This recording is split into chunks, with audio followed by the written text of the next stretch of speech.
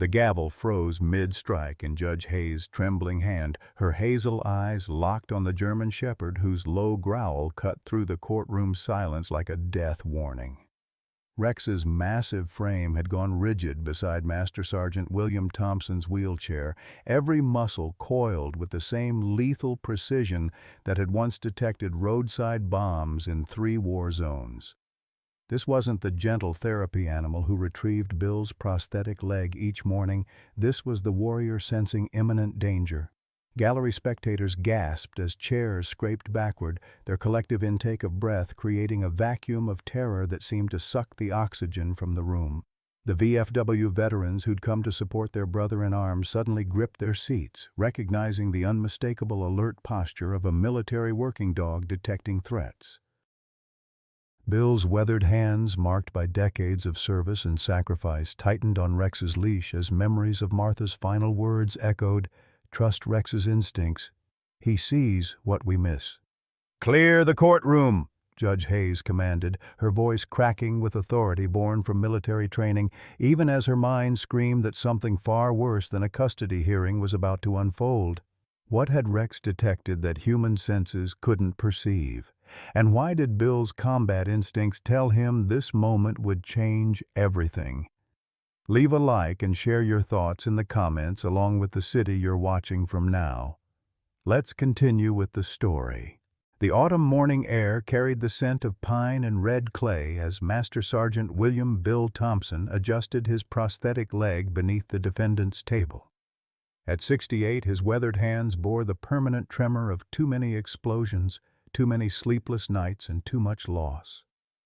The Bronze Star and Purple Heart pinned to his dress blues had lost their luster over the decades, but they still caught the fluorescent courtroom lights like fragments of a life spent in service to others. Beside him, Rex pressed his graying muzzle against Bill's good leg, the German shepherd's dark eyes scanning the room with the perpetual vigilance of a soldier who never truly came home. At 9 years old, Rex carried his own collection of scars, a jagged line across his right shoulder where shrapnel had found its mark, a slight favor of his left rear leg from jumping on an IED trigger meant for Bill's convoy. The dog's black and tan coat had silvered around his ears and muzzle, matching the gray that had crept into Bill's own hair during their years together. Their small apartment in rural Macon, Georgia, told the story of 2 warriors learning to live in peace. Bill's disability check of $1,847 stretched thin each month, covering rent, groceries, and Rex's increasingly expensive veterinary bills. The walls displayed faded photographs of Bill's 3 deployments: Vietnam as a young man full of purpose, Desert Storm as a seasoned NCO, and Iraq as a master sergeant who'd seen too much. In every photo from the last tour, Rex appeared at his side, alert and protective. Martha's absence filled every corner of their modest home like a third presence. Her favorite coffee mug still sat in the kitchen cabinet, untouched since her funeral 3 years ago. Rex had whined at her graveside long after the last mourner departed, and Bill often caught the dog staring at the empty chair where she used to read evening newspapers. "She always said you loved me more than she did," Bill would whisper to Rex during the long nights when phantom pain from his missing leg kept sleep at bay. And that was saying something. The bond between them transcended the typical relationship between handler and working dog. Rex had learned to retrieve Bill's prosthetic each morning, nudging it toward the bedside with gentle precision. During Bill's PTSD episodes, when the sound of backfiring cars or slamming doors transported him back to roadside bombs and sniper fire, Rex would position himself as a living anchor, his warm weight and steady breathing pulling Bill back from the edge of panic. Their daily routine had become a meditation of mutual care. Morning walks around the trailer park where children waved and elderly neighbors stopped to pet Rex, afternoon visits to the VFW post where other veterans understood the healing power of a loyal companion, and quiet evenings on their small porch where Bill would brush Rex's coat while sharing stories of Martha's laugh, her terrible cooking, and her infinite capacity for loving a broken soldier and his four-legged battle buddy. In a world that had taken almost everything from Bill Thompson, Rex remained his anchor to hope, his reason to wake each morning, and his last connection to the man he'd been before war changed everything. The gavel's sharp crack echoed through the military tribunal at Fort Benning, Georgia, as Colonel Patricia Hayes called the proceedings to order. The courtroom's oak paneling and American flags created an atmosphere of solemn authority, while the gallery filled with weathered faces from the local VFW post, men and women who understood the sacred bond between soldier and service animal. Bill's hands trembled slightly as he gripped Rex's leather leash, the familiar weight of the dog's presence beside his wheelchair, the only thing keeping his breathing steady. Captain James Morrison, the military prosecutor, stood with crisp precision, his uniform bearing the kind of sharp creases that spoke of a career spent behind desks rather than in foxholes. Your Honor, the defendant seeks to retain possession of a military working dog valued at $75,000 in training costs alone. Rex, designation K9 Unit 47, remains government property with an estimated 3 to 4 years of active service capability remaining. His voice carried the cold efficiency of regulation and protocol, reducing Rex to asset numbers and deployment statistics. Bill's court-appointed defender, a young public defender named Sarah Chen, shuffled through inadequate paperwork with the overwhelmed expression of someone facing a system she barely understood. The military's case seemed airtight. Rex belonged to the United States Army, and emotional attachments couldn't supersede property law. But when Bill wheeled himself forward to address the court, his voice carried the authority of 3 decades in uniform and the weight of shared combat experience. Your Honor, with respect to Captain Morrison's assessment, Rex isn't just government property to me. Bill's words started steady but grew thick with emotion as Rex shifted closer, sensing his handler's distress. This dog saved my life 3 times in Iraq. The first time he detected an IED buried beneath a pile of rubble en route Tampa, pulled me back by my vest just as I was about to step on the pressure plate. The explosion left a crater 6 feet deep. The courtroom fell silent as Bill continued, his weathered hands unconsciously stroking Rex's head. Second time, Rex alerted to a sniper's position in a bombed-out building in Fallujah. Took a bullet in his shoulder meant for me. You can still see the scar if you look close enough. Rex's tail thumped once against the floor, as if he remembered the sting of shrapnel and the taste of his own blood mixed with Iraqi dust. The third time was right here in Georgia, 2 years after we came home. I was having what the doctors call a cardiac episode, heart attack, plain and simple. Rex woke me from a dead sleep, wouldn't stop pawing at my chest until I understood something was wrong. Then he hit the life alert button with his nose, just like Martha had trained him to do before she passed. Paramedics said another 10 minutes and I'd have been gone. Bill's voice cracked as he reached the heart of his testimony. Rex isn't just a military asset, Your Honor. He's the only family I have left. When Martha died of cancer 3 years ago, Rex grieved right alongside me. Wouldn't eat for a week, just lay on her side of the bed whining. When my PTSD gets bad, when the nightmares come, or when a car backfires and I'm right back in that convoy, Rex knows before I do. He'll put his head on my lap and just breathe with me until the panic passes. The gallery of veterans shifted in their seats, many dabbing at their eyes with handkerchiefs worn soft from decades of similar use. These were men and women who understood the particular loneliness of coming home from war to a country that had moved on without them, who knew that sometimes a dog's unwavering loyalty was the only thing standing between a veteran and the final darkness. Captain Morrison rose again, his tone softening slightly but his position unchanged. The court's sympathy for Sergeant Thompson's situation is noted, but military working dogs require active duty to maintain their training and effectiveness. Rex's advanced age and the defendant's physical limitations make continued partnership inadvisable. The Army has identified a deployment to Afghanistan where Rex's explosive detection capabilities could save American lives. Judge Hayes leaned forward, her own military bearing evident in the way she studied both men. Sergeant Thompson, while the court recognizes your service and sacrifice, we must also consider the broader implications of setting precedent regarding military property. However, before this court renders its decision, she paused, glancing at the clock on the courtroom wall. I want to ensure all relevant factors have been considered. Rex had remained calm throughout the proceedings, but something in the air seemed to shift. His ears perked forward with sudden alertness, his dark eyes focusing on the courtroom's main entrance with an intensity that made Bill's combat instincts stir.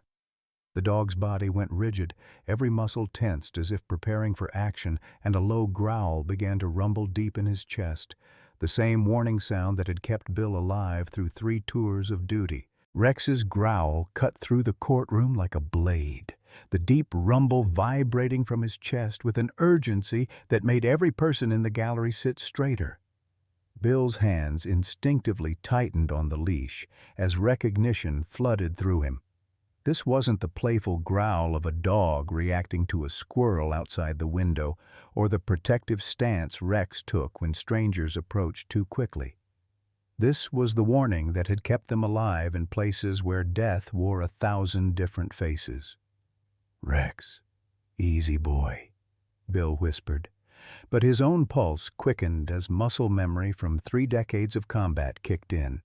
The dog's body had gone completely rigid, his intelligent dark eyes locked on the heavy oak doors at the rear of the courtroom, with the kind of focus that had once meant the difference between coming home and coming home in a flag-draped box.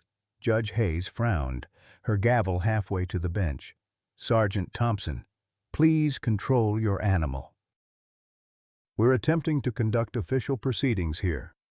Your Honor, with respect, Rex doesn't behave this way without reason."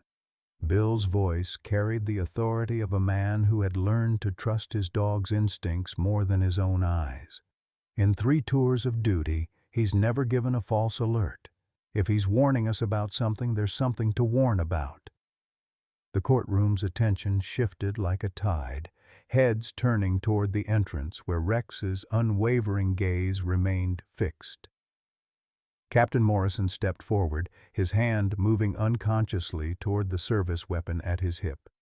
A gesture born of military training that recognized threat assessment in the behavior of a combat-proven working dog. The heavy doors swung open with deliberate slowness, revealing a tall figure silhouetted against the hallway's fluorescent lighting. "Doctor." Marcus Kellerman entered with the confident stride of a man accustomed to being the smartest person in any room, his expensive charcoal suit and polished leather briefcase speaking of wealth and influence that seemed out of place in a military courtroom. 2 assistants flanked him, their movements synchronized and professional in a way that suggested private security rather than academic support staff.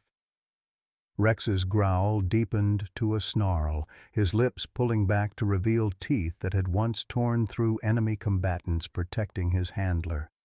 The transformation was instantaneous and complete. The gentle companion who retrieved Bill's prosthetic leg each morning disappeared, replaced by the warrior who had survived firefights in Fallujah and roadside bombs on the highways of Anbar province. Dr.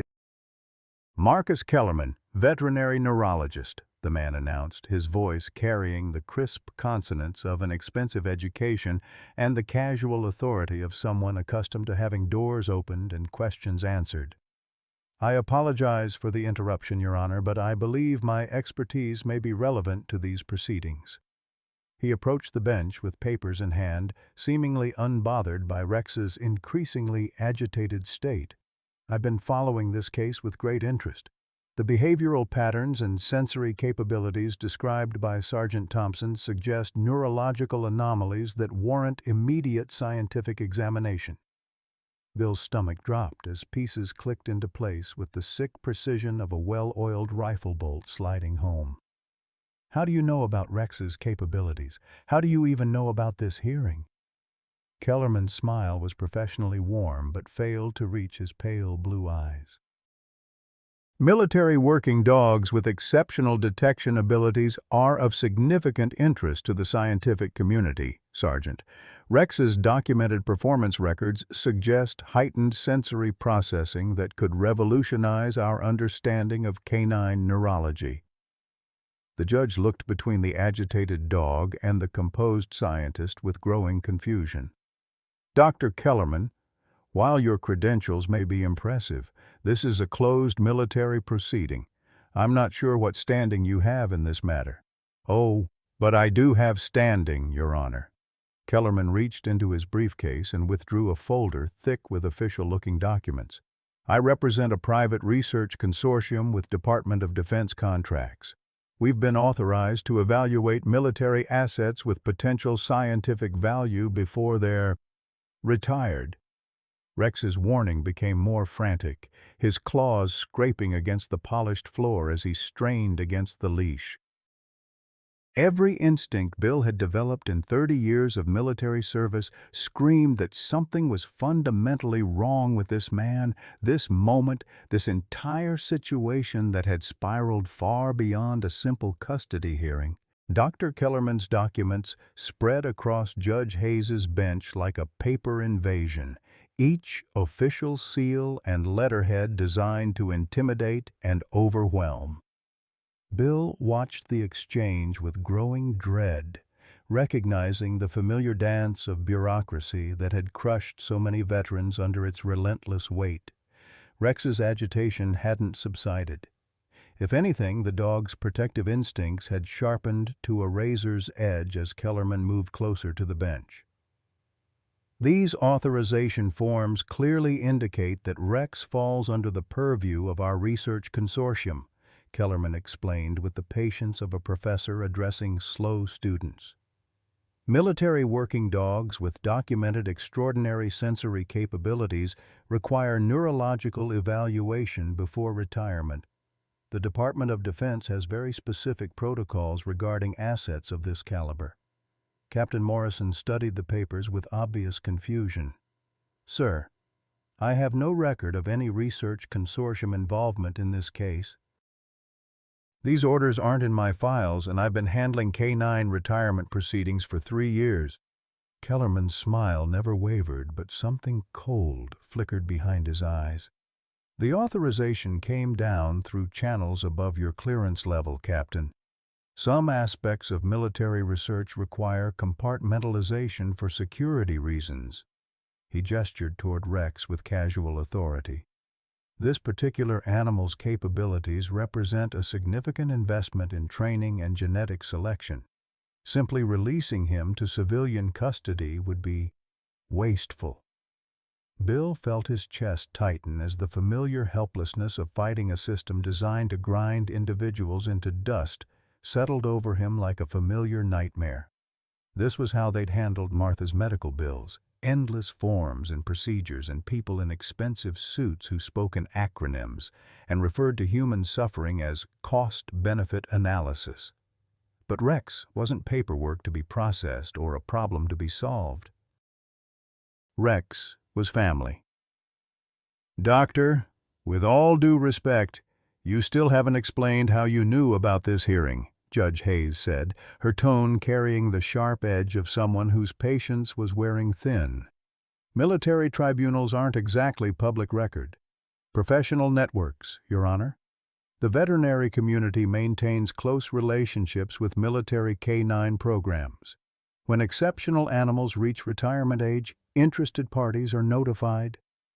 Kellerman's explanation sounded reasonable on the surface, but something about his too smooth delivery made Bill's skin crawl. Rex suddenly shifted his focus from Kellerman to Bill, his wet nose pressing against his handler's palm with urgent insistence.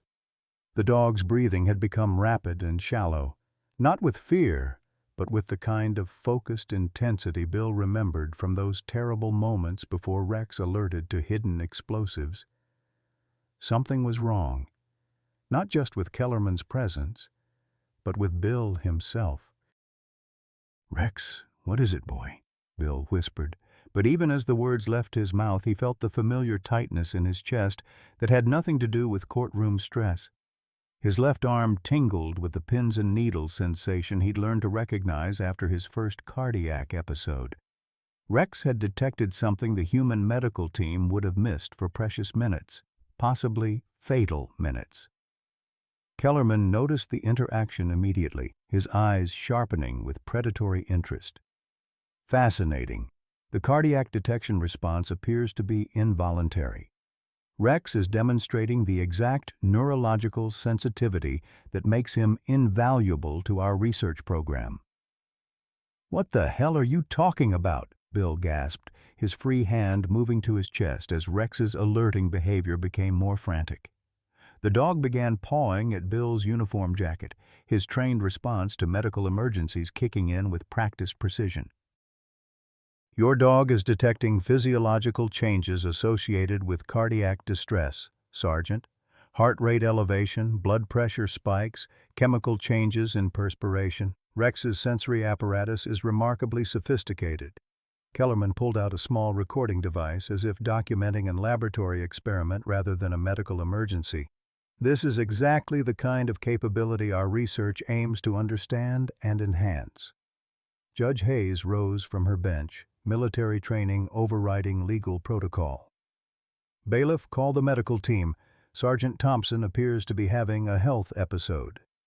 But Kellerman stepped forward, blocking the bailiff's path with his body while maintaining that unsettling professional smile. "Your Honor, this presents a perfect opportunity to observe Rex's detection capabilities in real time. For scientific purposes, it would be valuable to document the full sequence of—" "Get out of the way!" Bill snarled with what breath he could muster, his combat instincts flaring despite his body's betrayal. Rex's response was immediate and decisive. The dog positioned himself between Bill and Kellerman, his growl escalating to a full-throated warning that echoed off the courtroom walls like artillery fire. The gallery erupted as VFW members surged to their feet, their collective voices raised in outrage and concern. "Call 911, someone shouted. "That son of a bitch is treating Bill like a lab rat," another voice added, the raw anger of warriors, watching one of their own being threatened, cutting through the formal atmosphere like a blade. Kellerman's assistants moved closer, their body language shifting from professional to threatening as they flanked their employer. "The dog needs to be sedated immediately," one of them announced, producing a veterinary syringe from inside his jacket. "For everyone's safety during the medical emergency." "Like hell," Bill wheezed, his protective instincts overriding his physical distress. Rex's alert behavior was keeping him conscious and focused. The dog's training had evolved beyond simple detection to become a medical lifeline that monitored and supported his handler's vital signs during crisis.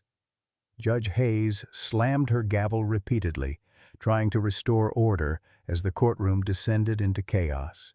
"Dr. Kellerman, your behavior is completely inappropriate.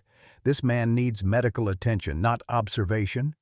Your Honor doesn't understand the scientific significance of what we're witnessing," Kellerman pressed, his mask of professional courtesy finally slipping to reveal something hungry and desperate beneath.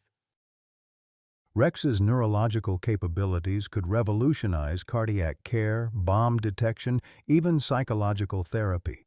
The applications are limitless, but only if we can study and replicate the underlying mechanisms. Captain Morrison finally found his voice, his hand now resting openly on his sidearm. "Sir, I don't care what authorization you claim to have. Stand down immediately and allow medical personnel to assist Sergeant Thompson." Rex's alerting behavior intensified as Bill's condition worsened, the dog's trained responses flowing seamlessly from detection to life-saving intervention. He pressed his body against Bill's legs, providing physical support while simultaneously positioning himself to break a fall if his handler lost consciousness. The partnership forged in combat zones had evolved into something approaching medical symbiosis, human and canine working together to preserve life with the same dedication they'd once brought to detecting death. "You see?" Kellerman's excitement grew as he watched Rex's responses. "The dog is functioning as a biological monitoring system. Imagine the applications for disabled veterans, elderly patients, high-risk cardiac cases. Rex represents the next evolution in medical assistance animals, but only if we can understand the neurological pathways that enable such sophisticated detection." Bill managed to catch Judge Hayes's eye through his growing distress, his voice barely a whisper, but carrying the authority of a man who'd spent his life leading others through impossible situations. "Don't let him take Rex, Your Honor. Something's not right about this man. Rex knows it, and I trust Rex more than any paperwork." The words hung in the air as medical personnel finally pushed past Kellerman's assistants, their professional urgency cutting through the scientific grandstanding like a knife through pretense. Rex immediately shifted to accommodate the EMTs while maintaining his protective stance, his training allowing him to work alongside human medical professionals without interference. But Kellerman wasn't finished. As the medical team worked to stabilize Bill, the supposed researcher leaned closer, his voice dropping to a whisper meant only for the veteran's ears. "Your dog is wasted on an old man who's dying by degrees, Sergeant. Rex could serve a greater purpose, save more lives, advance medical science by decades. Don't let sentiment blind you to the greater good." Bill's response was immediate and definitive, delivered with what little strength he had left. "Rex serves who he chooses to serve, Doctor. And he's never chosen to serve anyone but me." The words carried the weight of absolute conviction, the final statement of a soldier who'd learned that loyalty couldn't be manufactured, purchased, or reassigned. It could only be earned through shared sacrifice and unwavering trust. The emergency medical technicians worked with practiced efficiency around Rex, who had positioned himself strategically to monitor Bill's vitals while staying out of their way. His years of combat training had taught him to work alongside medical personnel, and he maintained his alert posture even as the EMTs attached monitoring equipment and administered oxygen. Bill's heart rate had stabilized somewhat, but the episode had drained what little color remained in his weathered face.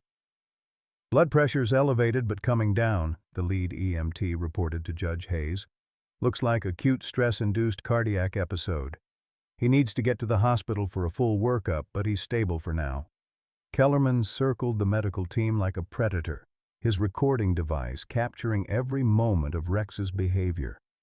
"Note how the dog maintains proximity without interfering with treatment protocols. This level of medical awareness suggests neural pathways we've never documented in working dogs. The research implications are staggering. Dr. Kellerman, this is neither the time nor the place for your observations," Judge Hayes snapped, her patience finally exhausted.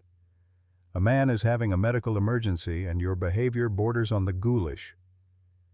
But Kellerman was beyond social conventions now, his scientific obsession overriding any pretense of professional decorum. "Your Honor, we're witnessing the next evolution in medical assistance animals.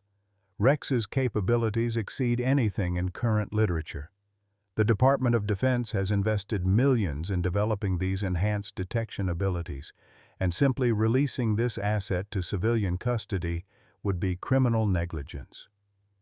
Captain Morrison stepped closer to Kellerman, his military bearing radiating barely controlled hostility. "Sir, I've contacted my superiors regarding your authorization documents. No one in the K-9 Retirement Division has any record of your research consortium. These papers appear to be forgeries." The words hit the courtroom like a physical blow, and the gallery of veterans erupted in angry shouts. "Fraud!" someone yelled from the back row. "This bastard's trying to steal Bill's dog with fake papers." The collective rage of men and women who'd spent decades fighting bureaucratic incompetence focused on Kellerman with laser intensity. Kellerman's assistants moved closer to their employer, their body language shifting from professional to overtly threatening.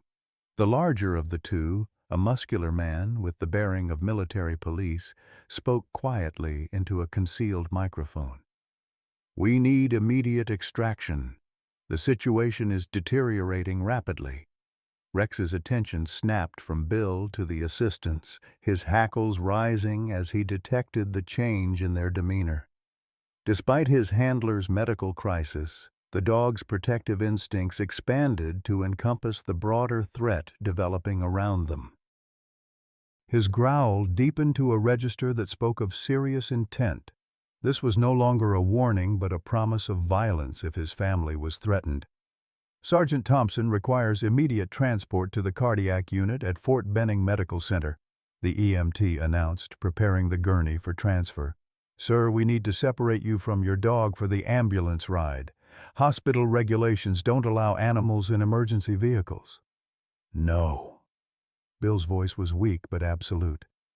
"Rex comes with me or I'm not going anywhere. He's a certified medical alert animal and separating us could trigger another episode." Kellerman seized the moment like a striking snake.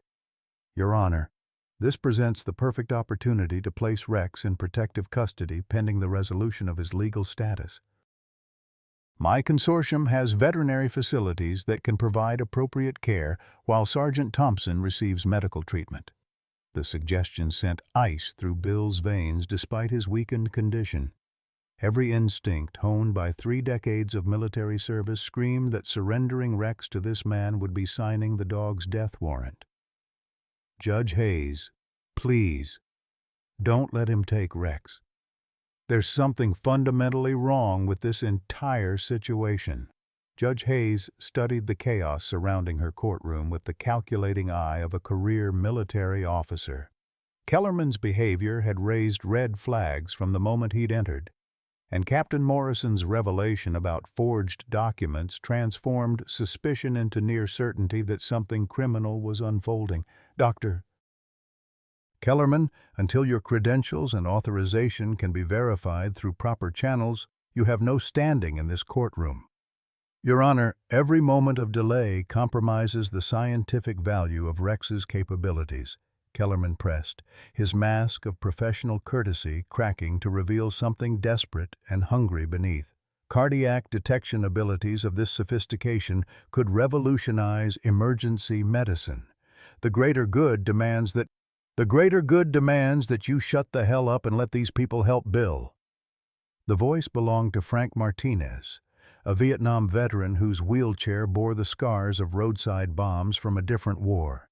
His outburst galvanized the gallery, and soon a chorus of angry voices rose in support of their fellow veteran. Rex suddenly broke from his position beside the gurney, his attention focused with laser intensity on something the humans had missed. He approached Kellerman's briefcase with the same methodical precision he'd once used to investigate suspicious packages in Iraqi markets. His nostrils flared as he detected scents that triggered every alarm bell in his combat-trained brain. "Rex, what is it?" Bill managed to ask from the gurney, recognizing his dog's explosive detection behavior even through his medical haze. The dog's response was immediate and unmistakable. He sat rigidly beside the briefcase and stared directly at Kellerman, the formal, alert posture that had saved countless lives by identifying hidden bombs and weapons. The courtroom fell silent as the implications sank in. Rex had detected something dangerous in Kellerman's possession. "Jesus Christ," whispered one of the EMTs. "That's a bomb detection alert if I've ever seen one." Kellerman's face went pale as security personnel moved toward him with hands on their weapons. "This is ridiculous. The dog is obviously confused by the medical emergency." "There's nothing dangerous in my briefcase except research documents and recording equipment." "Then you won't mind if we take a look," Captain Morrison said, his voice carrying the authority of someone prepared to use lethal force if necessary. "Bailiff, evacuate the gallery," We're treating this as a potential explosive device until proven otherwise." The organized chaos of emergency evacuation filled the courtroom as spectators filed out with the practiced efficiency of people who drilled for worst-case scenarios throughout their military careers. But Bill refused to be moved, his grip on Rex's leash the only thing keeping him anchored to consciousness. "I'm not leaving Rex," he declared with surprising strength. "If there's a bomb in that briefcase, Rex found it. He's earned the right to see this through." Kellerman's desperation became palpable as his elaborate deception crumbled around him. "You don't understand the significance of what you're destroying. Rex represents years of research, millions in development costs. His capabilities could save thousands of lives if properly studied and replicated." "His capabilities already have saved thousands of lives," Bill replied with quiet dignity, "starting with mine, and he did it because he chose to, not because someone forced him to." The bomb disposal team arrived with equipment that transformed the courtroom into a tactical operation zone. But Rex remained calm and focused, his job complete now that the threat had been identified and contained. Whatever Kellerman had planned, whatever twisted vision of scientific advancement had driven him to forge documents and infiltrate a military proceeding, it would end here, in a Georgia courtroom, where an old soldier and his faithful dog had drawn a line in the sand that could not be crossed. The bomb disposal team's initial examination of Kellerman's briefcase revealed not explosives, but something far more sinister. Detailed surveillance photographs of Bill and Rex taken over months of covert observation, pictures of their morning walks, afternoon visits to the VFW, quiet evenings on their apartment porch, medical records that should have been confidential, psychological profiles, and Rex's complete military service history down to veterinary reports from combat zones. The violation felt more intimate and threatening than any physical weapon. "How long have you been watching us?" Bill demanded from the gurney, his voice hoarse with exhaustion and betrayal. The photographs showed moments he'd considered private, Rex helping him navigate bad days when his PTSD flared, tender moments of connection that now felt contaminated by invisible eyes. Kellerman's professional facade had completely crumbled, revealing a man driven by obsessions that bordered on madness. 14 months of observation. Rex's behavioral patterns are unlike anything documented in military working dog literature. The cardiac detection, the psychological stabilization responses, the predictive capabilities. He's operating at levels that shouldn't be possible. "So you decided to steal him," Judge Hayes said coldly, her military bearing radiating controlled fury.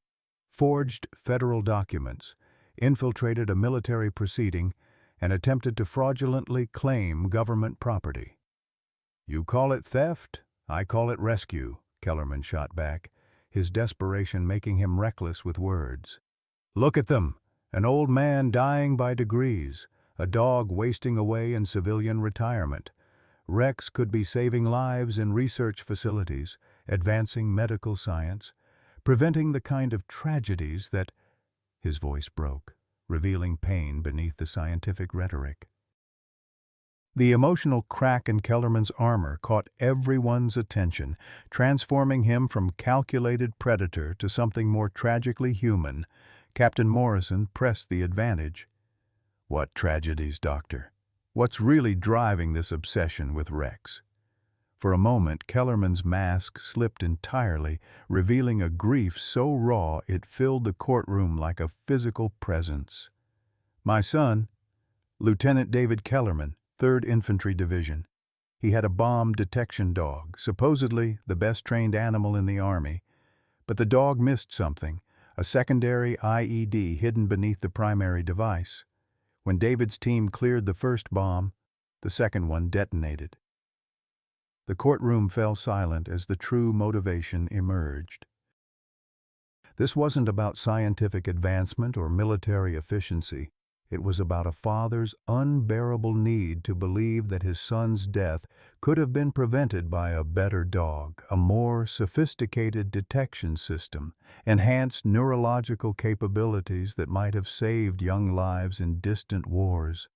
David died because his dog wasn't good enough, Kellerman continued, his voice breaking with 3 years of accumulated guilt and rage.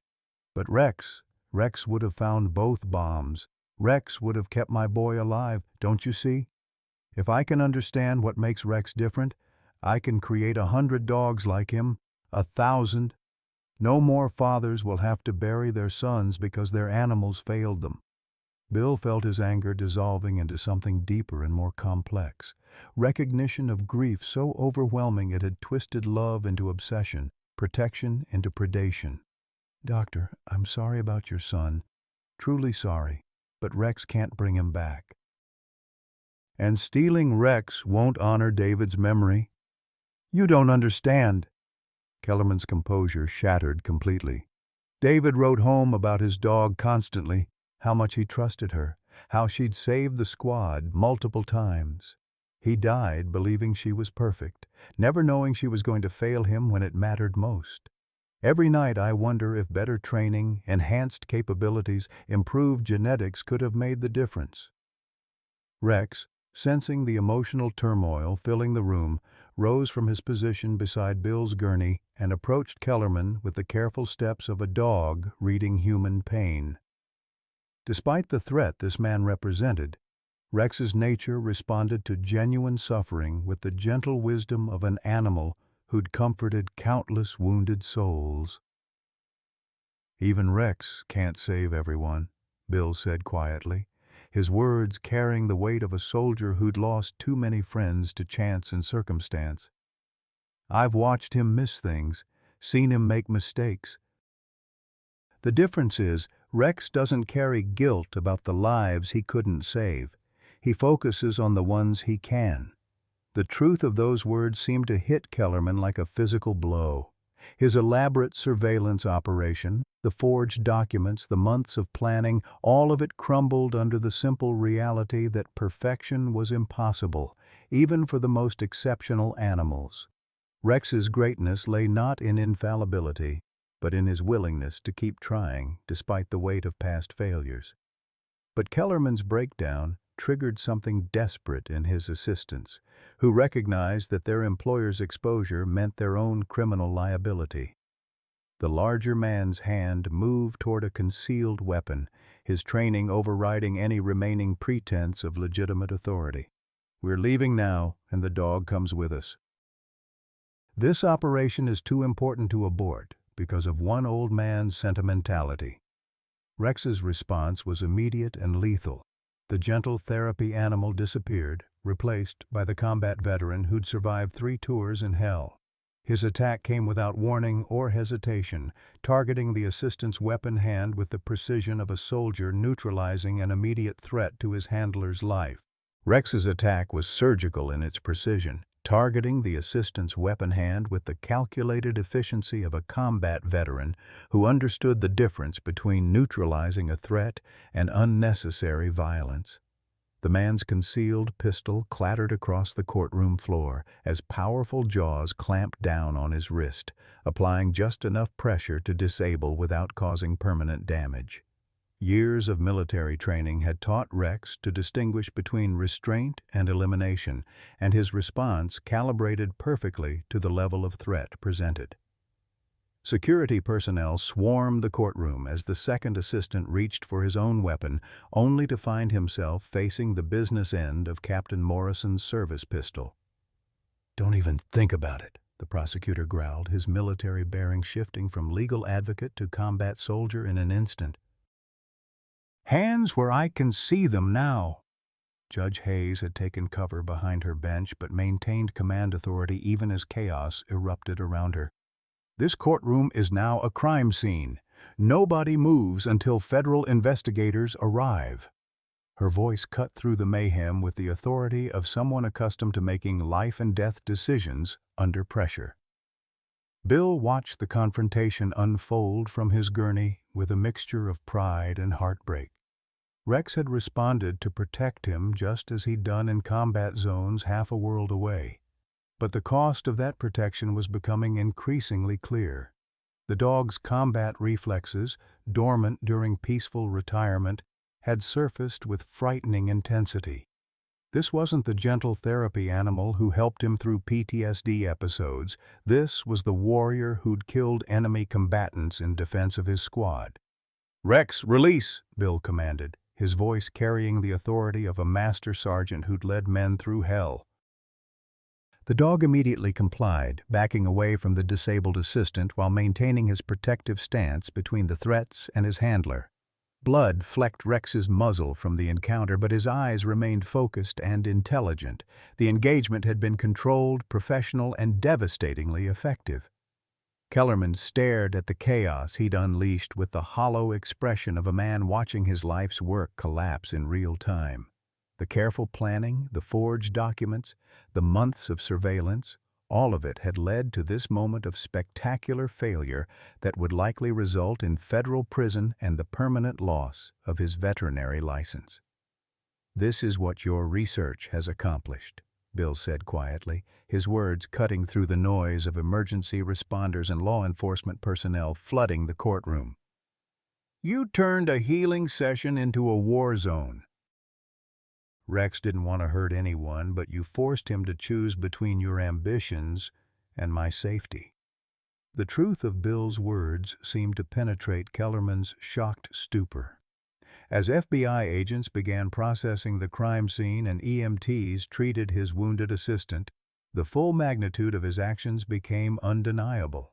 He'd transformed from grieving father into criminal conspirator, from respected veterinarian into federal fugitive, all in pursuit of an obsession that could never truly heal the wound left by his son's death. "I just wanted to understand," Kellerman whispered, his voice broken with the weight of irreversible choices. "David trusted his dog completely. When she failed him, when that second bomb went off, I couldn't accept that some failures are just random. There had to be a reason, a way to prevent it from happening again." Federal agent Sarah Chen, no relation to Bill's overwhelmed public defender, approached Kellerman with the practiced calm of someone who'd spent years investigating military fraud. "Dr. Kellerman, you're under arrest for forging federal documents, conspiracy to commit theft of government property, and attempted kidnapping. You have the right to remain silent." But the Miranda warning faded into background noise as a more devastating revelation emerged from the FBI's preliminary investigation. Agent Chen's partner, Detective Mike Rodriguez, had been running background checks on Kellerman's credentials and discovered a truth that would shatter the veterinarian's already fragile worldview. "Dr. Kellerman," Rodriguez said quietly, approaching the man with something approaching gentleness. "We've been in contact with your son's unit commander in Afghanistan. There's something you need to know about the incident that killed Lieutenant Kellerman." The words hung in the air like a death sentence, and Kellerman's face went white as he realized that his carefully constructed narrative of failure and blame was about to be challenged by facts he'd spent 3 years avoiding. "David's dog didn't fail him," Rodriguez continued, his voice carrying the weight of absolute certainty. "The secondary IED was placed after the initial sweep, during the night between detection and disposal. Insurgents monitored the team's movements and planted the second device specifically to target the disposal squad. No dog, no matter how well trained, could have detected an explosive that wasn't there during the initial search." The revelation hit Kellerman like a physical blow, draining what little color remained in his face. For 3 years, he'd carried the crushing weight of believing that better training, enhanced capabilities, or superior genetics could have saved his son's life. The entire foundation of his obsession, the idea that Rex's exceptional abilities represented a solution to military deaths, crumbled under the simple truth that some tragedies transcend prevention. "You're lying," Kellerman whispered, but his voice lacked conviction. "David wrote that his dog had found 6 IEDs that week. She was perfect, until she wasn't, until the moment that mattered most. She was perfect, Rodriguez agreed gently. That's why David trusted her. That's why the entire squad came home alive from 6 separate engagements. Your son died because war is unpredictable and enemies adapt, not because his dog failed him. Bill watched Kellerman's breakdown with the complicated emotions of a soldier who understood grief's power to transform love into destruction. Doctor, your son died serving his country just like thousands of others. Rex can't change that, and stealing him won't honor David's memory, but maybe helping other veterans heal could be a better tribute than trying to create perfect dogs for an imperfect world. The words seemed to penetrate Kellerman's shock, offering a different path forward than the one that had led him to federal charges and professional ruin. For the first time since entering the courtroom, he looked at Rex not as a specimen to be studied, but as a living creature whose value transcended scientific potential. Rex had calmed considerably since the threat was neutralized, returning to his position beside Bill's gurney with the gentle demeanor of a therapy animal. But traces of blood on his muzzle served as a stark reminder that healing and violence could coexist in the same creature, just as they did in the veterans he served. The irony, Kellerman said quietly, his voice barely audible above the chaos of crime scene processing, is that Rex already represents everything I was trying to create. Not through genetic manipulation or neurological enhancement, but through love, trust, and shared experience. The bond between him and Sergeant Thompson is what makes the detection abilities possible. Agent Chen finished reading Kellerman his rights and began the process of federal arrest. But the real judgment had already been rendered by the collapse of his life's work under the weight of truth. As they led him away in handcuffs, he turned back toward Bill and Rex with something approaching clarity in his eyes. "Take care of him," Kellerman said simply. "Take care of each other. That's what David would have wanted, for the dogs and their handlers to find peace together." Bill nodded, understanding passing between two men who'd loved the same institution that had taken so much from both of them. "I will, Doctor. And maybe someday, when you've served your time and found your own peace, there might be a place for you in helping other veterans heal. Rex believes in second chances, even for people who've made terrible mistakes." The offer hung in the air as federal agents escorted Kellerman from the courtroom, leaving behind a crime scene that had started as a simple custody hearing and become something far more complex. A confrontation between love and obsession, healing and destruction, the kind of moral complexity that defined the lives of those who'd served their country and struggled to find meaning in its aftermath. Rex pressed his head against Bill's hand, the simple gesture carrying more healing power than any scientific research could quantify or replicate. 3 months after the courtroom confrontation that made national headlines, Bill Thompson sat in the therapy garden of Fort Benning Medical Center, watching Rex demonstrate his remarkable abilities to a group of wide-eyed medical residents. The dog's gentle approach to a young cardiac patient, a 22-year-old soldier recovering from battlefield injuries, showcased the same detection skills that had once saved lives in combat zones, now repurposed for healing rather than warfare. Rex alerts approximately 30 seconds before our most sensitive monitoring equipment, Dr. Patricia Williams explained to the residents, her voice filled with the wonder of someone who'd witnessed miracles become routine.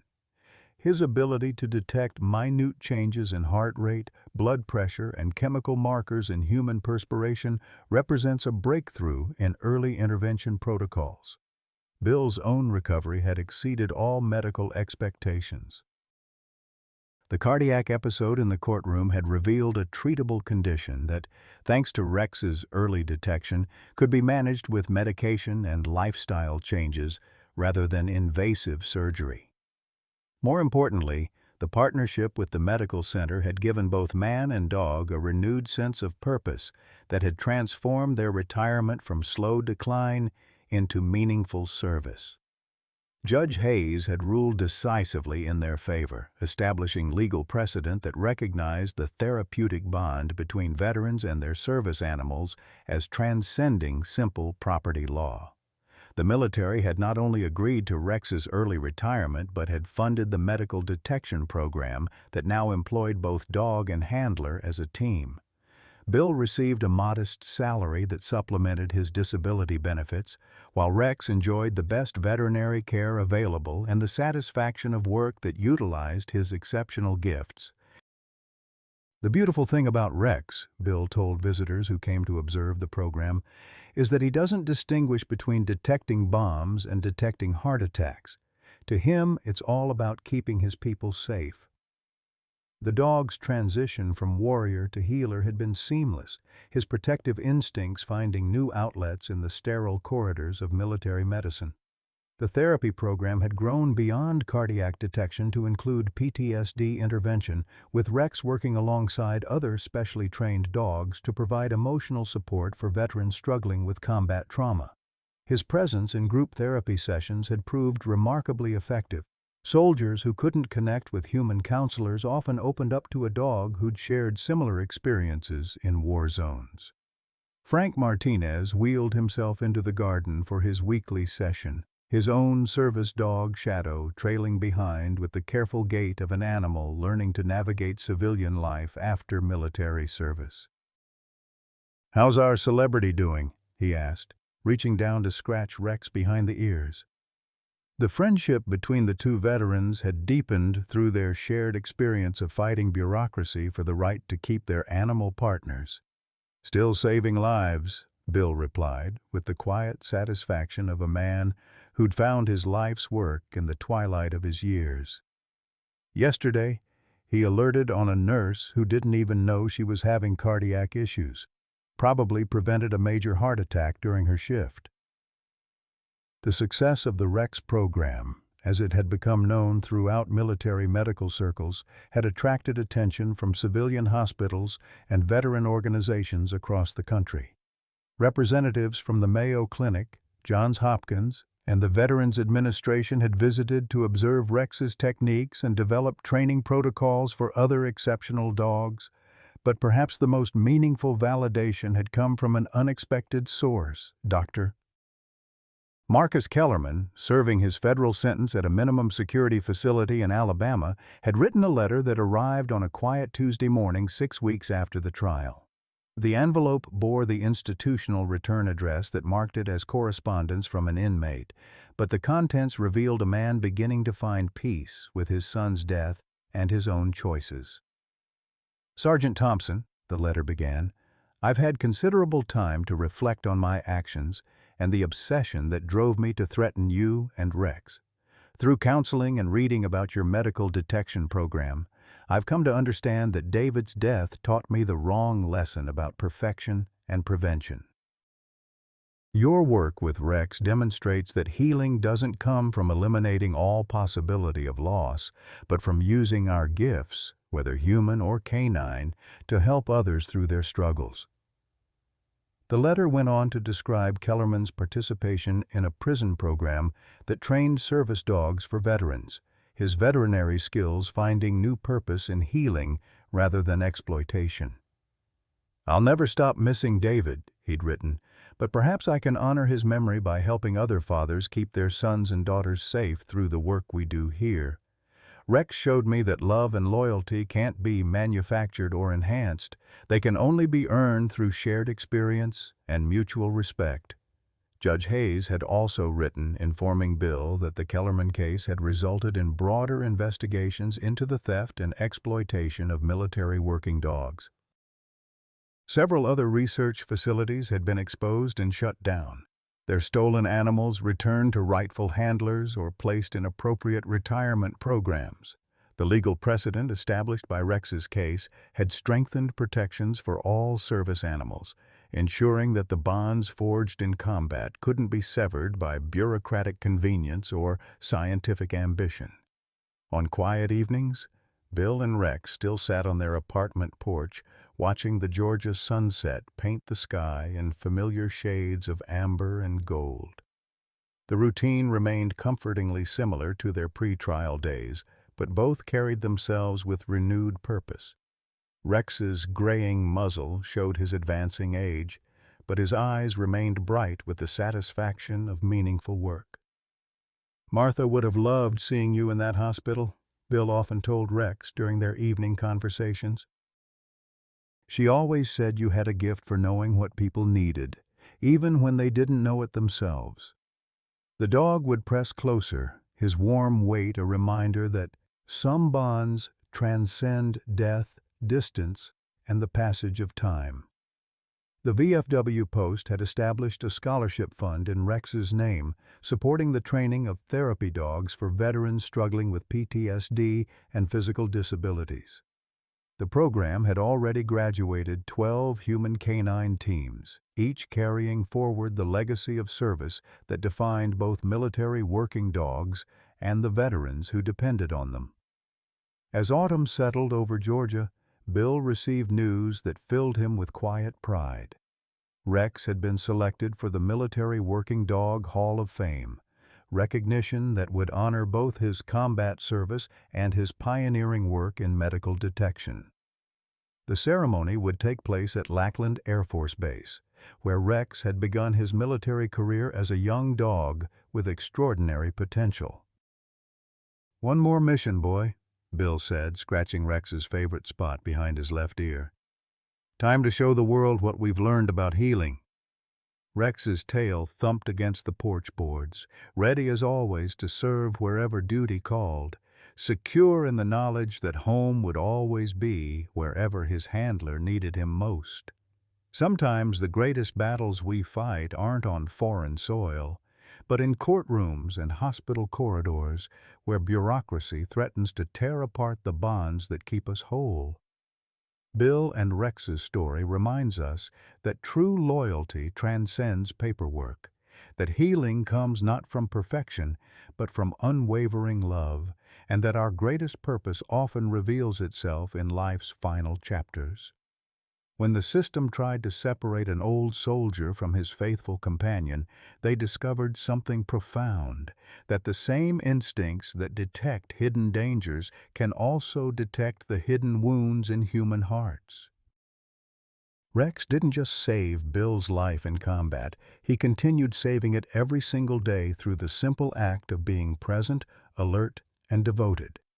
Their partnership evolved from war to healing, proving that even in retirement, even when the world tells us we're past our prime, we can find new ways to serve and protect what matters most. The medical detection program they pioneered now helps countless veterans and patients, transforming a dog's combat skills into instruments of hope. Their victory wasn't just legal, it was a testament to the power of loyalty, the importance of fighting for what you love, and the beautiful truth that sometimes the best chapters of our lives are still waiting to be written. What moments in your life have shown you that loyalty and love can overcome any obstacle? Have you ever had a companion, human or animal, whose presence alone made you feel truly understood and protected? Share your stories in the comments below, and let's celebrate the bonds that make life worth living.